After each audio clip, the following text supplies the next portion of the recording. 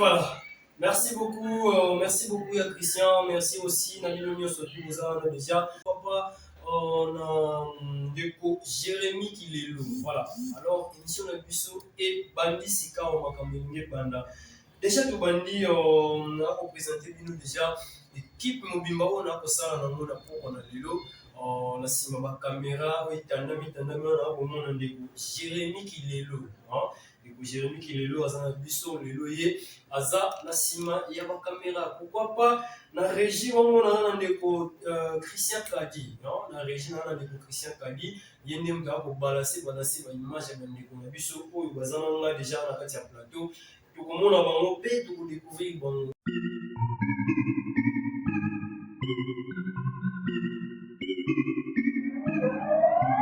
Écoute, la grâce. Hein, c'est Sita, Johnny, Yukunami.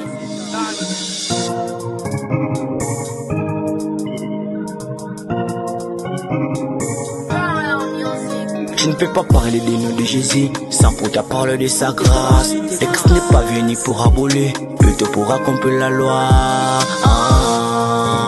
Plutôt pour accomplir la loi. Pour accomplir la loi. Et je ne peux pas bafouer ma grâce pour faire plaisir aux gens. À la loi c'était temps pourtant et maintenant c'est grâce sur grâce. Quand j'étais dans les péchés, c'est ta grâce qui m'a sauvé. Quand j'étais dans les péchés, c'est ta grâce qui m'a délivré. La grâce de Dieu est bonne, la grâce de Dieu est bonne. La grâce de Dieu est bonne, la grâce de Dieu est bonne. La grâce de Dieu est bonne, la grâce de Dieu est bonne. Voilà, merci beaucoup Nandeko Christian, merci aussi Nandeko Jérémy, en tout cas un grand merci. Dans mon salle qui doit beaucoup, il y a tant de leaders, en tout cas, pour comprendre, tant de leaders de Jésus. Voilà, tous occupés par musiciens, tous occupés par comédiens, tous occupés par Mugaliba, aux artistes, il y a aux artistes, za peintre, yaka ya kulubila makambo. Za président ya association. Na bakati na message na ma final luba. Mais amona ngesika kulubila te. Yaka ya opesi na makambo na yo na tant de leaders. Walobi kumi bakuzola, kumi bakubela, mbanza ngungu masauvwa. On est ensemble avec Maman Bienvenue Mbaye. Allez. En tout cas, Réal Namaï, sur vous appelez Namaï, la qui s'est déjà invité Namaï.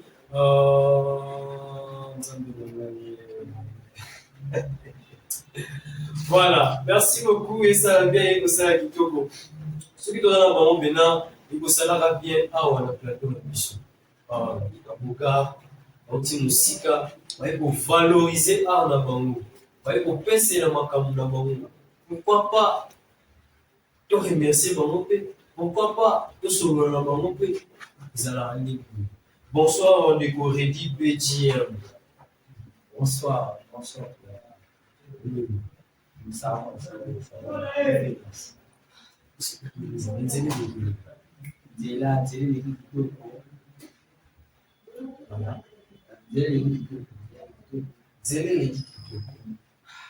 Alors, on est Corredi BGM. Tout comprendre le nom. Nous avons oui, voilà, nous comprenons. Est-ce que bon, mais les bisous, comme tous les la bisou qui sont BGM, voilà. Là, on a compris déjà en anglais, BGM. Ah, ok. BGM est du coup là, ça, bénédiction de gospel music. Ok, bénédiction de gospel music. Voilà ce que nous avons l'église, autant déjà que Mimi n'a plus se Mimi déjà leader, il n'a plus se bon, n'a mis leader. Mais donc déjà, la piscine Congo, donc attends la scène de partout déjà. Et na tout niveau pour la yoga gospel, mon bébé. Parce qu'on fait la musique, il y a gospel. Oui, ça. Ok, donc il y a un peu de gospel et petit la carte. Voilà, c'est pour moi dans la vie. Bon, ils se disent que tu as gardé, bon, on a pas mis une communauté, et dans on a eu sur le compte, mais la vie c'est national. Donc il a le but que bateau va aimer musique profane dans la Voilà. Changer na nzela utikino musique profane utikino na gospel utobe na pole musique religieuse. Voilà, alors dans la personne vidéo na ke ne koloma utala milion utala na mutano. Bon, idée routine est simple esprit. Donc il a pingé. Donc idée routine est simple esprit parce que la Bible déclare sans le Saint-Esprit nous ne pouvons pas faire. C'est-à-dire le Saint-Esprit il est motivé à check idée 4 là. Donc à check le bac 4 là, les celles étaient changé. Voilà, alors ce qu'on a changé qui voilà. Bah tout on a fan na wana bazalaki bazali kotia lelo la musique pour fan wana. Mais si tu vas pas vous changer pour la musique gospel musique religieuse c'est la fan wana reggaeton qui était au milieu qui. Bon, normalement on a évité ceux qui va vous répéter. On a évité si, évité faut répéter parce que bon on va aller là. Ah, on va aller là. Oui, mais si moko boye. Mais batala boye changer style. Bon, na évité ceux qui histoire ya apôtre Paul. Et puis azali mutumo ezaki amani ko bebisa moment pour détruire mais on a baigné a changé. Donc ils a bon on a jamais nzambe abenga yota la bato. Comme on a été connu là ti boye Dans le but dans le voilà, dans les moments là, il y a la team Maltoui. En tout cas, vraiment donner la IA aux amis pour la Christ. Donc, Michel Zaka Moko, pour nous avons pour réconcilier, nous avons pour gagner ma âme. C'est ça. Voilà, alors la mission pour gagner ma âme, tout pour se repentir, pour communiquer ta musique profane. Alors, les appels dans un bon déjà, est-ce que Banzembo ya musique profane nous ya religieuse oui déjà. Bon, gospel la musique et la grâce c'est déjà disponible. Et maintenant on a travaillé en police c'est pas mais la grâce est déjà disponible. Alors donc on a bien mon leader frère Reddy. On a bien mon leader frère Reddy. Alors nous avons aussi une inspiration de nous allons à la Kati.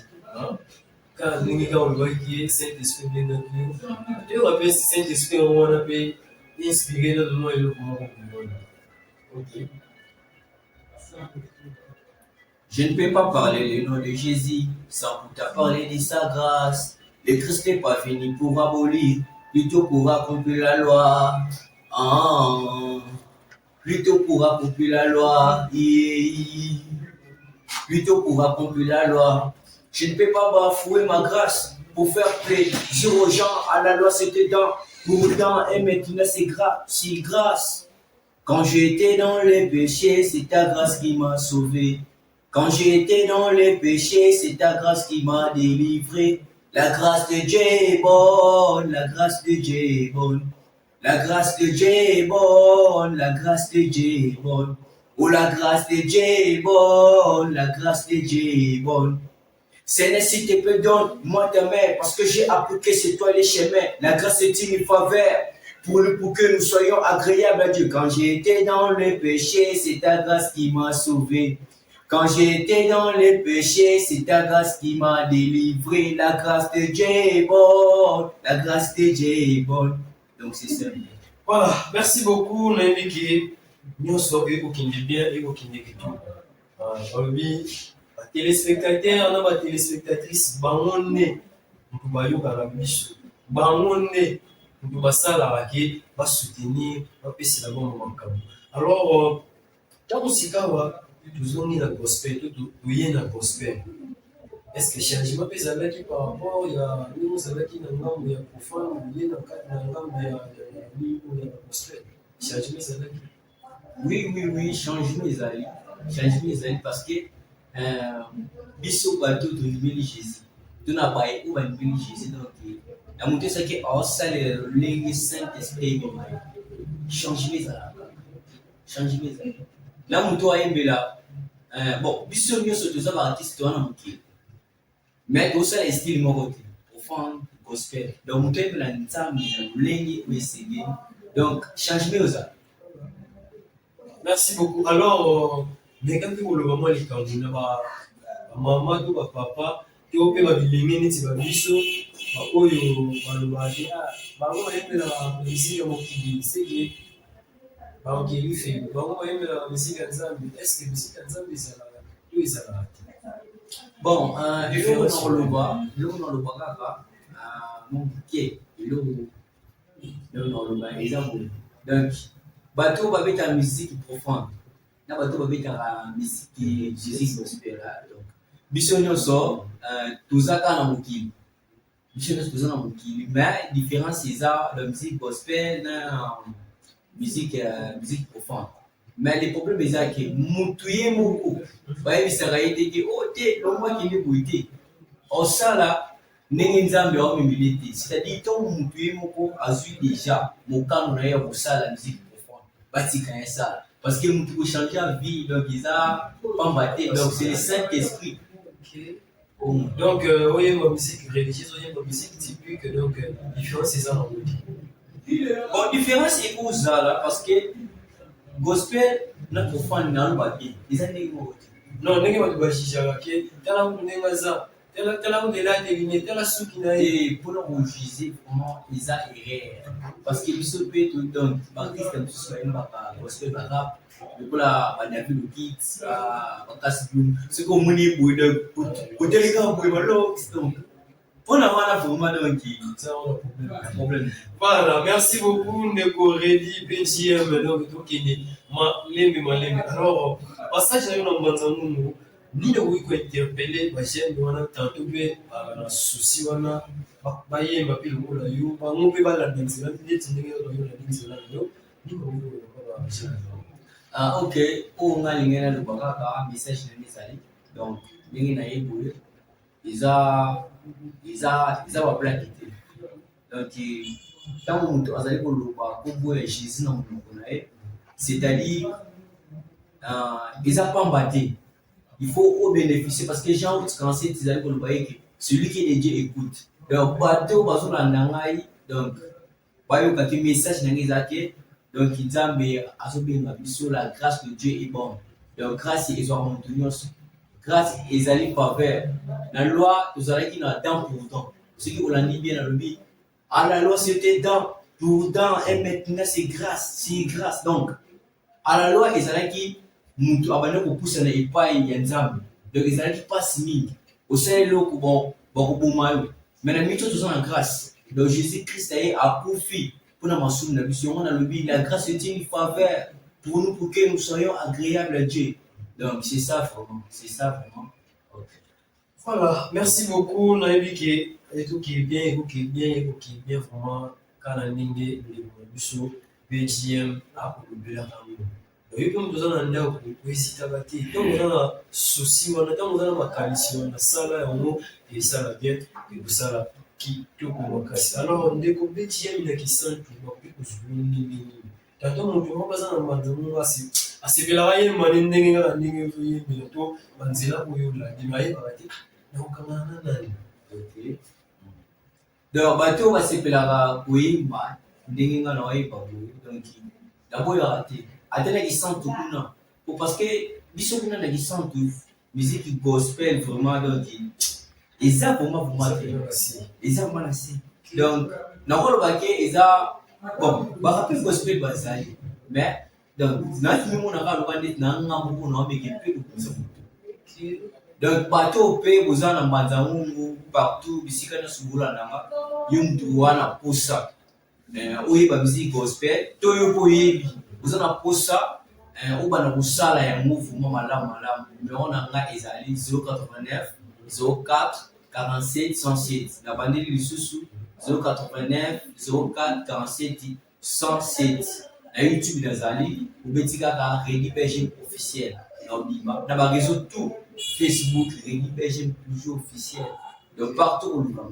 Voilà. Merci beaucoup.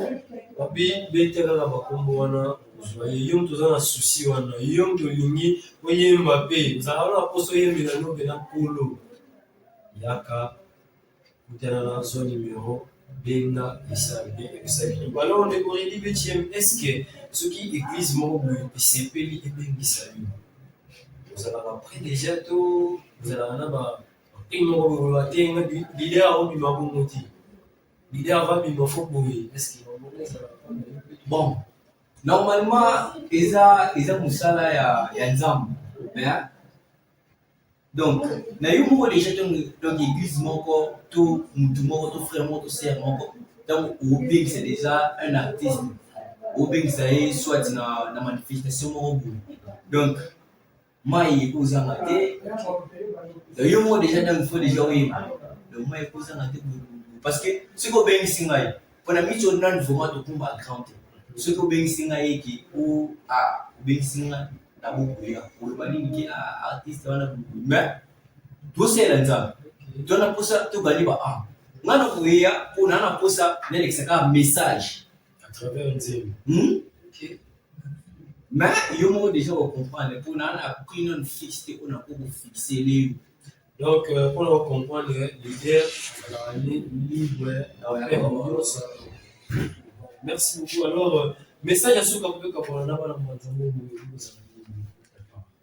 bon message nangi ezali na pesi mbote na baye nyonso oyo bazolanda ngai napesi mbote na manager bikisa production manzaka nabosani yo te napesi mbote lisusu na ingénieur skbit nabosani yo te napesi lisusu mbote na label na biso de production power music kuna toza na leader Black Marquis.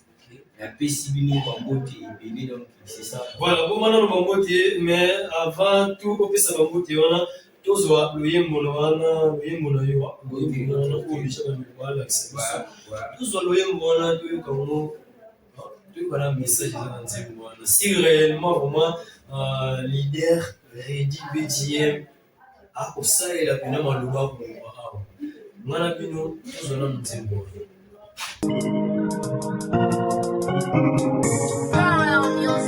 Je ne peux pas parler des noms de Jésus sans pour ta parler de sa grâce. Le Christ n'est pas venu pour abolir, plutôt pour accomplir la loi.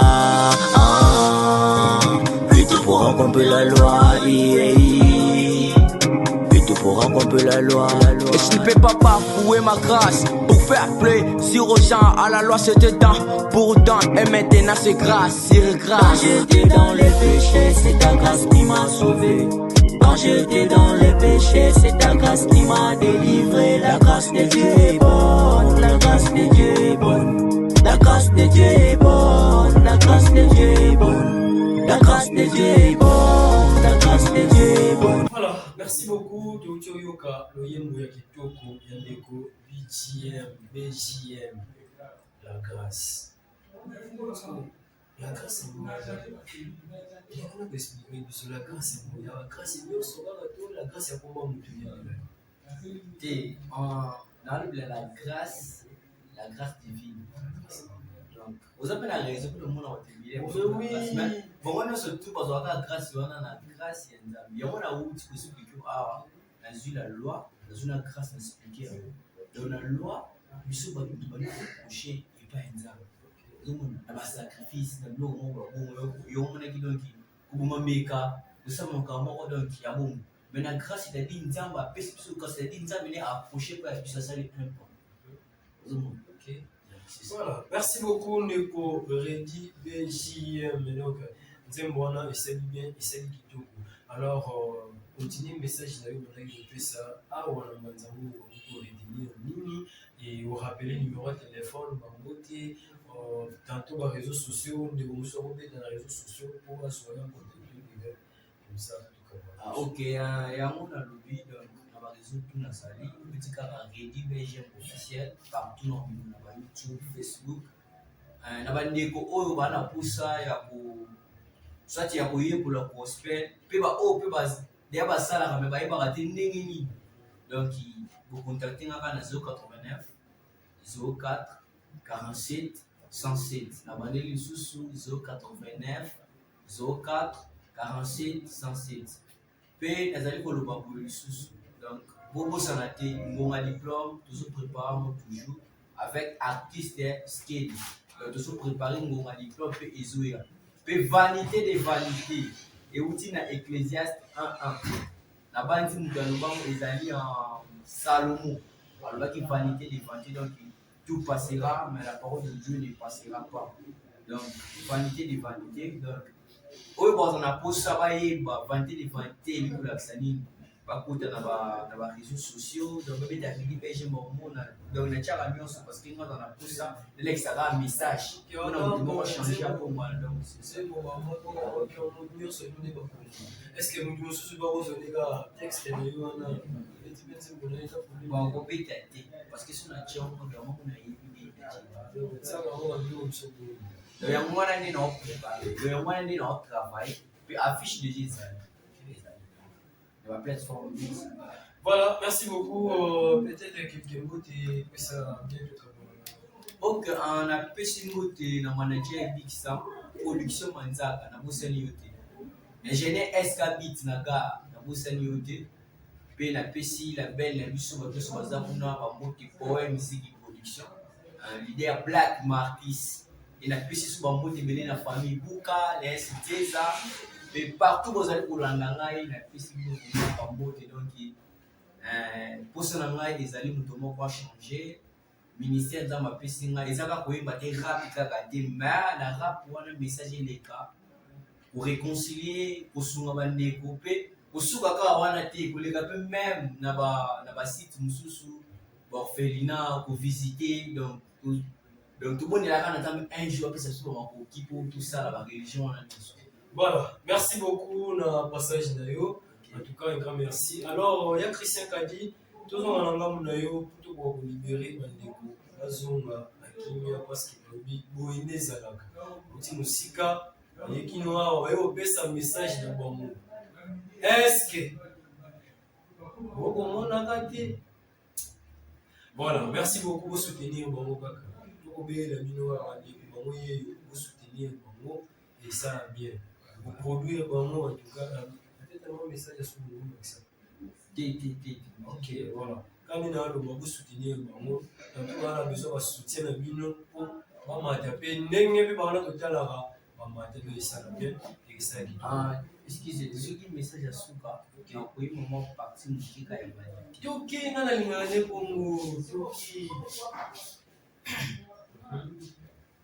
Avoir l'argent, les biens matériels, ce n'est pas mal, mais tout passera. Cherchez premièrement le royaume des cieux, parce que nous sommes des passagers. Bon, présentez Bandeli et Zanasuka.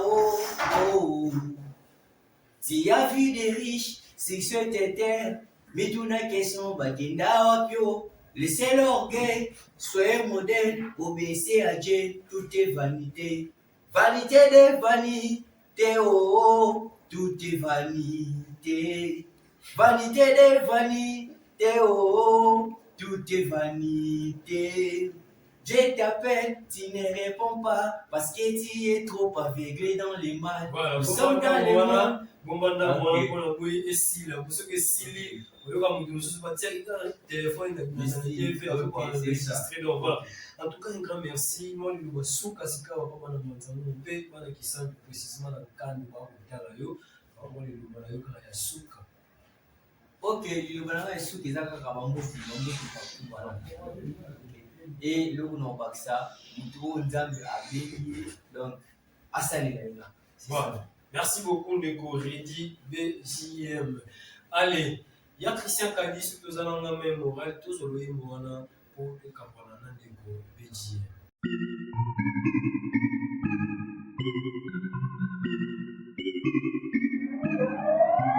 Écoute, la grâce. Hein, c'est Sita, Johnny, Yukunami.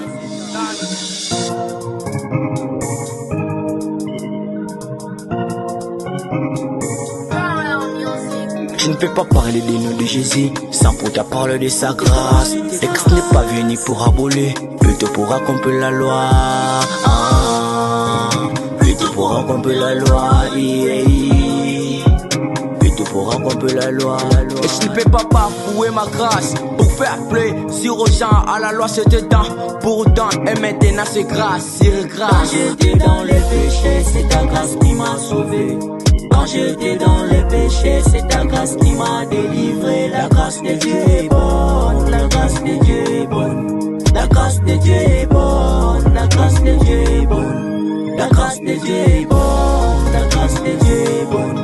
La grâce de Dieu est bonne, la grâce de Dieu est bonne. Dernier si te pardonne, moi ta mère, parce que j'ai appris que c'est toi le chemin. La grâce est une faveur pour nous, pour que nous soyons agréables à Dieu. Quand j'étais dans